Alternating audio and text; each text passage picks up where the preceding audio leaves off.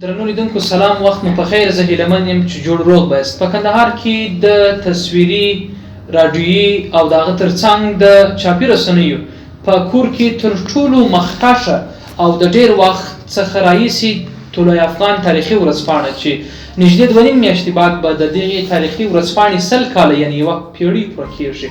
دغه دولتي ورځپاڼه چې په خپل وخت سره سم یې په مختلفو تحولاتو کې خپل تاریخي او ژورنالیستیکي رسالت ساتلی او عملاً اوس هم فعالیت جریان لري.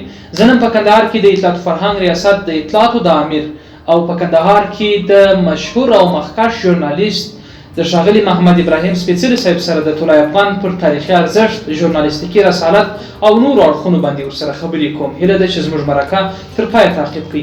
سپېڅلي صاحب لږه زیاته مننه چې وخت مو راکوئ. په پیل کې به زه پوښتنه درڅخه وکړم چې د تاریخي طلوع افغان څونه وخت کېږي چې په کندهار کې او په دغه سیمه کې خپل فعالیت لري؟ ډېره مننه تکي صاحب، ستاسو د کاري چم څخه ډېره مننه چې کندهار یوه ډېره د کندهار نه وایم، د ټول افغانستان په کچه داسې اخبار دی چې 100 کاله یې تاسو په مقدمه کې وویل په کال کې پوره کېږي. په 1400 کال کې یعنې 1300 کال باندې د دې بنسټ ایښودل شوی دی د مولوي سلیمان محمد کندهاري یا مولوي سلیمان هوتک لخوا څخه. هغه دلته د معارف مسؤل و. بیا دغه وظیفه مو وسپارله ځکه دولتونه غوښتله چې خلکو ذهنونه روښانه کړي. نو د وخت حکومتونه مخکې متوجه وه خپل ولس ته، د ولس څخه بېخبره نه وه، نو غوښتل یې چې خپل ولس لا هم ذهنونه روښانه کړي. نو دلته او په نورو ځایونو کې طلوع افغان اخبار په کندهار کې مثلا په نورو ولایتونو کې د هغو څو ولایتونو کې یو اخبار د خلکو د ذهن روښولو لپاره بنسټ یې کېښودی چې په کندهار کې د دې بنسټ مولوي سلیمان محمد یې مخکښانو څخه د هغې لومړی مسؤل مدیر دی. یو کال یعنې د 1400 لومړي کال پورې مولوي سلیمان محمد کندهاري یا هوتک د طلوع افغان مسؤل مدیر پاتې شو. بیا د هغه پر غاړه باندې ډېر کارونه وه چې هغه د پوهنې ریاست هم و، نور چارې وې، لیکوالي هم وه. نو بیا هغه دغه کار خپل یو نږدې ملګري بابا عبدالعزیز ته چې هغه ډېر مشهوره دی، اصلا نوم یې بابا عبدالعزیز الکوزی چې هغه ښه خطاط و، هغه یې د کابل څخه راوغوښتی، د اخبار یې هغه ته وسپاری. هغه 9 کاله د اخبار مسؤل مدیر و، په څنګ کې ایوبي صاحب سره معاون و. بیا نو په 10 کال کې طلوع افغان اخبار ایوبي صاحب ته سپارل کېږي چې د ایوبي صاحب بیا د پښتو کړی. د تاریخي ورځپاڼې طلوع افغان نسبت تر نورو چاپي رسنیو یو عمده فرق په څه شي کې دی؟ چاپي رسنۍ کله چې موږ د چاپي رسنۍ خبرې کوو، معنا دا شی موږ ته سند پاتېږي. کله چې په راډیو کې تا خبره وکړه هغه په هوا څپو کې ځي، په ټلویزیون کې دا د دیندار پر مخ تېره شوه. په طلوع افغان یا په نورو چاپي مطبوعاتو کې کله تا شی ووایه، ستا لیکنه خپره شوه، ستا لیکنه خپره شوه، هغه سند پاتېږي. اوس موږ به که تاسې مقدار عمل کې تاسو ښکاره کړئ، هلته د طلوع افغان اخبار د 40 کالو مخکې اخبارونه پراته دي. دا که د راډیو خبرې تللي وه دا دې پاتې شوي اوس. نو د چاپي مطبوعاتو دا ګټه ده چې د سندونو په ډول پاتې راوړي، سړی کولی چې وړاندې کړي او وایي دلایل ووایي. د مولوي سلیمان محمد هوتک څخه بیا تر اوسه پورې دغه تاریخي ورځپاڼې دغه وخت څخه تر اوسه پورې ځینې اثار موجود دي چې په هغه وخت کې په چاپ رسېدلي؟ په کله چې په ملي ارشیف په کابل کې یې هغه لومړی ګڼي، او زموږ سره یې د 1411 څخه لږ وروسته شته. نورې ګڼې دغه شوي دي. بیا څو د کندهار عامه کتابتون د جنګو په شپو کې څو سوځلی دي. نو کوم شیان چې په کندهار کې وو هغه د منځه تللي دي، خو اوس هم د 40 کالو 50 کالو اخبارونه شته، خو 100 کاله نشته. دا ځکه چې د اولاد په ټولو باندې تاثیر کړی دی، طلوع افغان تاثیر کړی دی جنګو. طلوع افغان د افغانستان مختلف تحولات لیدلي دي او ډېر وخت ورباندې تېر شوی. تاسې مخکې وویل چې ډېر مسؤلین یې تېر شوي دي.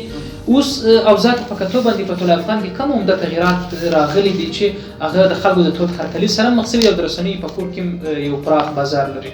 دې مخکې ستا پوښتنې جواب وایم، د طلوع افغان اخبار په 100 کال کې خورا ډېر لوړې ژورې لیدلي. واکمنې لیدلي. یو وخت داسې وخت راغلی چې هر ورځ سفیران هغه چاپ شوي، سهار وختي به د مطبعې څخه راوتلي، مطبعې سره وتلي، د خلکو مخ ته به د چای سره یو ځای د فرود. بله وخت داسې راغلی چې په اونۍ کې 2 چاپ شوي دي، بله وخت داسې په 15 ورځو چاپ شوي دي، وخت داسې په میاشتو نه چاپ شوي. خو تر ټولو بده دوره چې هغه د سکاویان په وخت کې وه، هغه وخت کې نوم لا واوښتی، په محیط اسلام واوښتی، خو چاپېدی نه ډېر دغه و.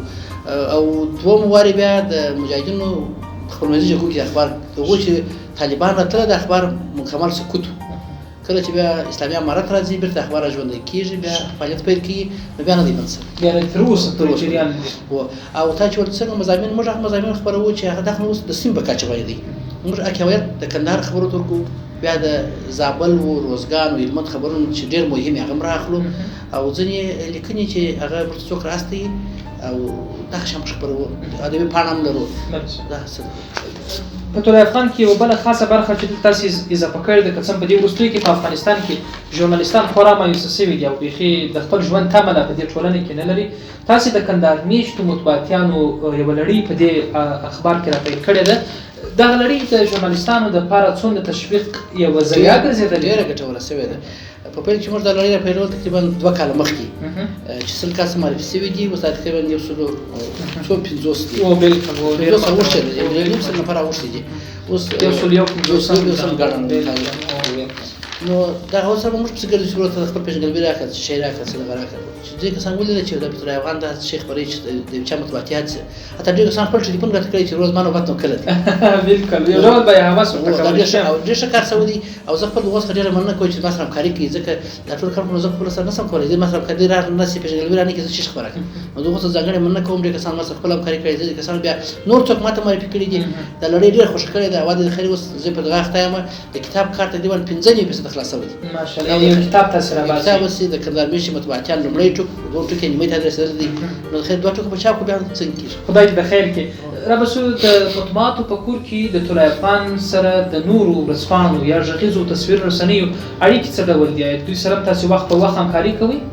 بالکل موږ خدای کول ته دا دولتي اخبار دی د دولتي ورګان دی په کندهار کې نور چاپي رسنۍ هم شته راډیوګانې هم شته ټلویزیونونه هم شته خو موږ په میاشت کې جرګې لرو ټول مطبوعاتیان سره کښېني د افکارو تبادله سره کوي بیا او داسې بل کار دا کړی چې د کندهار پوهنتون د محصلینو سره د هغو څه مې لیکلي دي هغه راځي موږ ته مضامین راکوي د ځینې لیسو څخه په تېره اونۍ کې موږ د کندهار علي دارالمعلمین ته ورغلي وو د پښتو څانګې سره ولیدل چې موږ سره کومک وکړي نو په ورین تندي ومنلې ده چې سره همکاري کوو نو کور یې ودان او د طلایه افغان زموږ نه دی دا د خلکو دی د خلکو دی طلایه افغان خلکو ولاړ دی بالکل خلکو ولاړ دی دا د 100 کاله پر اساس دا په سیمه کې هغه وخت پاکستان هم جوړ شوی د اخبارات بالکل د خلکو د لاسرسي په اړه راته وایست عام خلک لاسرسي طلایه افغان ته لري او تر لاسرسي طلایه افغان داسې کېږي چې اشتراک وکړي د کله یو څه محدود پیسې ځینې اخیستل کېږي په بانک کې کېږي بیا نوم په کتاب کې رسېږي بیا چې کله اخبار راوځي 2 نفره توزیع کوونکي لري هغه چا چې اشتراک کړی ورته وروړي.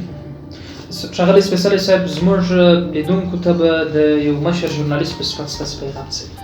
پیغام دا دی اوس حالات زه به څه ووایم خو زه خوشحاله یم چې په خپل هېواد کې اوسېږو دا ډېره ښه خبره ده او خبریالي یو داسې مسلک دی چې هغه د ولس لپاره کار دی داسې چې وزارت به ترنګلي هغه یو شاعر نه وایي اوس وزارت د زړه په وینو کوو چې حالات ښه شي بیا به مینه کوو نو اوس موږ خپل کار کوو دا کار نیمګړی دی کار څنګه دا کار مو روان کړی دی ستونزې شته مشکلات شته خو یو داسې وخت راسي د خیر سره چې هېڅ مشکل به نه وي په وطن کې به سوله وي امنیت وي او زه هیله مند یم چې په افغانستان کې به سوله راځي او پوهان وایي د هر جنګ پای سوله نو کله چې سوله د خیر سره راغله بیا به طلایه افغان نور هم قوي کېږي نه یوازې طلایه افغان ټول مطبوعات به قوي کېږي د اساسي رسنۍ به ډېر قوي کېږي چې لیدونکي یو څونه دې ونه پدوه کېږي انشاءالله. ډېره زیاته مننه سپېڅلی شکر وطن زه خوشحاله شوم ډېره مننه لیدونکو ستاسې له حوصلې څخه هم مننه کومه په کندهار کې د طلایه افغان په راز کې او په ځانګړې توګه د اطلاعات فرهنګ ریاست په چوکاټ کې د اطلاعاتو امیر ښاغلی محمد ابراهیم سپېڅلی صاحب راسره په مرکه کې و چې د طلایه افغان تاریخي ورځپاڼې په اړه مې ورسره مرکه درلودله تر بیا مو پر پاک الله سپارم ښه وخت ولرئ.